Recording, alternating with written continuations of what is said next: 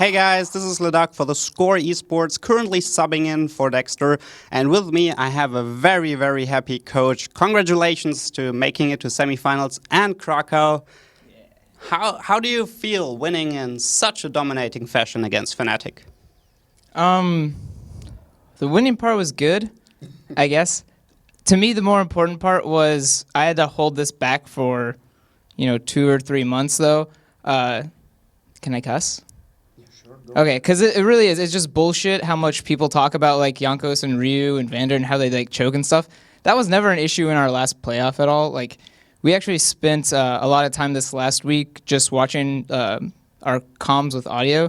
Our VODs with audio of our last playoffs. And honestly, all our mistakes were, like, the most simple things in the world. And it wasn't anyone, like, choking, like they just couldn't focus on it. It was literally, we just played like a really overcomplicated game and really didn't take like the free things that were in front of us and didn't do the things we did in practice. We always tried to be like too creative almost, and these plays became really hard to pull off because it was like everyone would have to be thinking the exact same creative way for it to actually work. So this last week we made it a lot more like we just do the basic things that we know how to do and we're actually good at, and they're all able to just do that. There was like no panic or anything like that. No one had to like overthink things. That was kind of the problem with last playoffs. So I'm mostly just happy I get to say like, yeah, fuck you to everyone who is like shit talking Jankos and Ryu and Vander and all that stuff about like playoff choking, because that was never an issue. There's never a point where they like clammed up and couldn't talk. Like if you guys could hear the audios, you guys would be like, you guys would apologize for saying what you did. But hopefully now this will be enough to get an apology. Okay, I apologize. No. Okay, so the thing is, you already touched a little bit about this topic about what was different between Spring Split, and you talked a little bit about these tiny things, but also from an emotional standpoint, it feels like the team was a lot more collected today. And like people were mentioning a little bit about Spring Split, that like some players were saying that the emotions were running high. Would you say that everybody just was on the same page this time on an emotional standpoint, or what was the main differences? I mean, I think last split was more tiring for the players in general. Like, it was longer, and then we had just a lot of things happening with, like, Ryu leaving and stuff. I mean, this time, technically, we had Freeze leaving, but, Freeze wasn't, like, the main shockler that Ryu was. So when Ryu had to step out, the whole team had to, like, rebuild, kind of. And when Ryu took that, like, 3-week break, he came back, and he's just 3 weeks out of practice. So I think last split, we just had a lot of, like, complications. I mean, this one we had exact same complications, but obviously I think the impacts were a lot less. So when the last playoffs came around, yeah, no one was really comfortable. I guess that was kind of like the biggest problem. No one was really comfortable like leading the team or like the direction we were going with picks and bans and stuff like that. So that was kind of the biggest change for this split, is everything got more comfortable, like in terms of shot calling, what people's roles were on the team, and then what our champion pools were, because those are always just like, if you go into a game and people aren't sure of what champion they're playing, they're going to miscall stuff. They're going to like win a team fight when they're playing Fiora and stuff like that. So I just think the big difference between these two splits was we were just able to kind of like take a step back and not be in the game exactly, kind of be able to like see the game that like this is literally just a video game we're playing right now, and take a look at the bottom right screen and you have all the information you need to know where to go. So we just took a lot more simple approach to a very complex game that I want to get into later, but Okay, well, I would say let's jump right into the draft. Now, I have to admit, I have to praise you a lot for this draft, especially like game 2, it looked like you were beating Fnatic with their own picks with Pr0lly Gangplank. Third game, you got the infamous Exodia team comp, how the pro players like to call it. What would you say, what went well for you guys and what went wrong on the side of Fnatic that the draft went in your favor?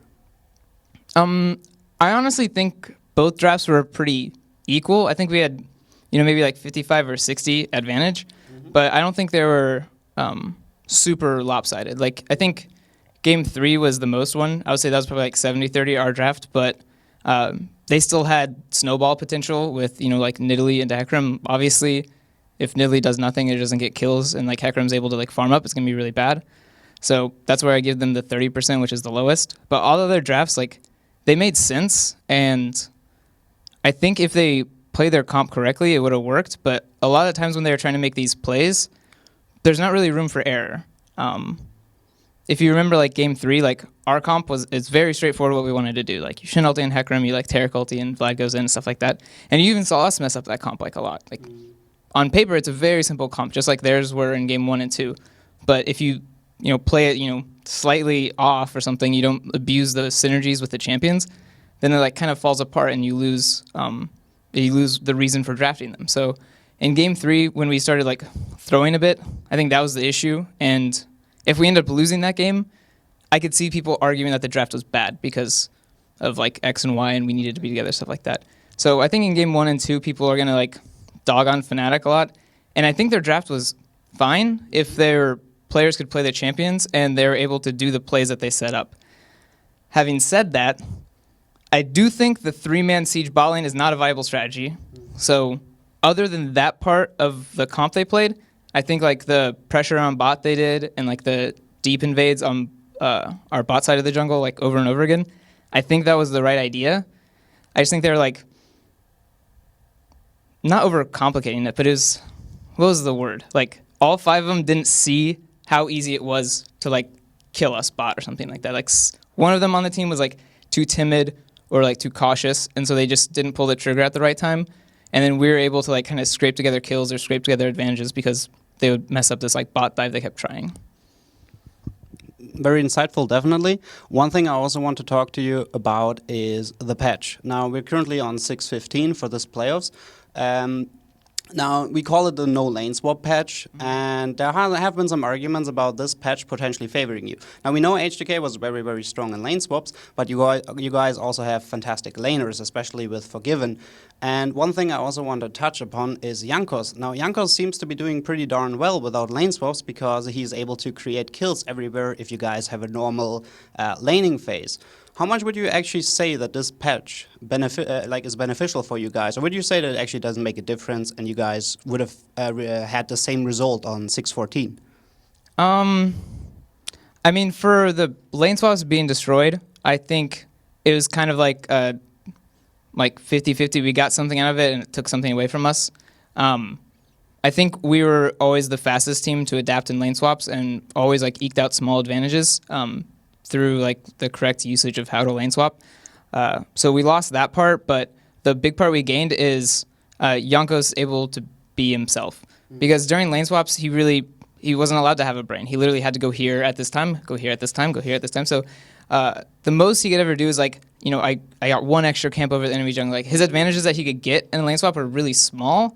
So when we would have lane swap games, like it was a lot harder for him to like go off or like play the game he wants. So I'm happy that like, he's like a big part of shot calling in the team and he's like a big initiator. So the fact that he's able to kind of, get the advantages he wants and play the game he wants, I like that a lot.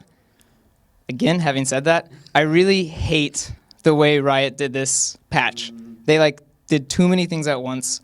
Like the turret fortification on bot turret and the first blood turret at the same time, I think was a horrible change. And even they pulled back the minion change. So that almost went out on live too, where they did the cannon minions on like 3, 4, 5. So thank God that didn't go through. But I don't know, if you want to change like lane swaps, you don't need to incentivize first turret gold. Like if they took away fortification, of course whoever lane swaps is going to be behind. Like their top laner is going to be behind in gold and XP, and their jungler is probably going to be behind in gold and XP. So boom, you already have an advantage. All you have to do is take away fortification. But they did that and then first blood turret gold. So now if you want a lane swap, you're going to be like guaranteed 1k gold down in the game and XP down in the game. So it really made drafts like easier. Like I kind of hate that also about the lane swap meta. It's like drafts just became like, you can't be as creative in drafts because if you pick 3 losing lanes, you'll just lose the game. Like congratulations, you lost. But in the lane swap meta, it's like you could pick this kind of like more risky comp and you'd have a higher success rate. But now if you pick that and you have like a bad jungle matchup or something like that, there's like no way to avoid it. So it's kind of like the game is too straightforward right now, I think. I think in the next coming weeks, maybe not for like semis or finals or anything like that. I think maybe more towards Worlds, more inventive lane swaps will come out. Like we've seen like, you all doing like the 5-minute swap and stuff like that. but hopefully that becomes more meta, where you'll play like a lane until level 3, and then you guys will push out as 3 and like reswap. So I think there's good strategy that can come out of it, but right now I'm upset that they just like, it was like there's no chance of it coming back. You know, it wasn't a slight nerf. It was, this is not a viable strategy anymore. So that kind of change was frustrating, I'd say. Yeah, it's definitely frustrating if you have I know myself, like you put so much work into getting everybody on the lane swap, and you feel like you're the best team in the lane swap, and in the end it feels like all that work was for naught. Especially because the regular season now the power ranking might have been distorted based on that lane swap isn't there yet. So one final question for you, which is regarding the matchup against Splice on Saturday, I believe. Splice pretty darn strong team. But obviously now on the new patch, things might definitely change. Maybe you want to touch a little bit on maybe the bot lane matchup, because the Spice bot lane has been very hyped up to be a dark horse in the 2v2, very, very lane strong, potentially giving Forgiven and Wonder some trouble. Maybe you can elaborate a little bit on that. Yeah, I definitely think Splice bot lane is really strong right now. It'll be a much more, I think against them, I mean, this is just, you know, shooting in the dark, but they'll want to match 2v2 to prove they can 2v2.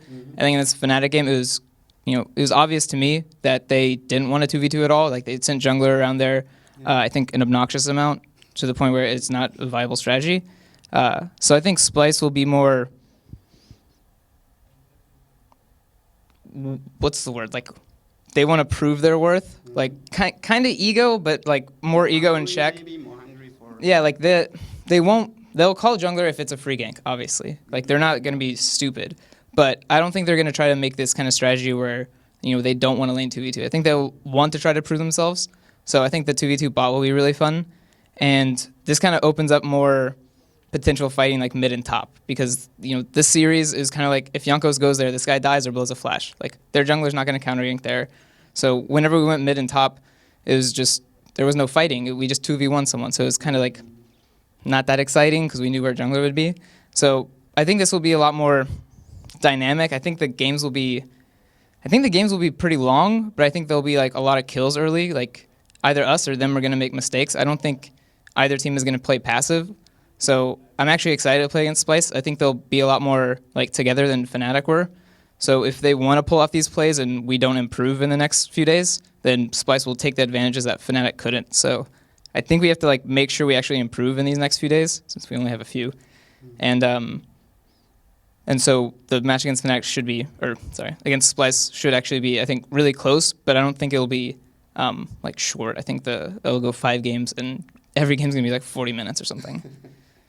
Definitely, with only so few days to prepare, it's going to be an extremely difficult match. Now, you gave the haters already a pretty solid hello. Now, but maybe you want to say something towards all the fans who've been sticking with you for the entire time, even through all the lows. So maybe you want to give them something on the way for the next weekend. Well, thanks for supporting us, fans. I know we are a headache of a team through, you know, players getting injured or visa'd out or drafted out. We've had a lot of, you know, heartaches that we've had to deal with too, but I'm really happy you guys were able to stick with it and at least give faith, because we can hear them chanting H2K in the crowd. And although I'm spectating the game and I'm really focused, I always hear that and I like get a little grin. So I really like all of our fans a lot. I use their energies. That was a great speech. Thank you, Pr0lly, for doing this interview, and just again, congratulations for making it to the semifinals in Krakow. I have a feeling Jankos is going to be very, very happy about that. And yeah, that was it from us. If you want to see more videos, please go on theScore eSports or download the app, and see you guys the next time.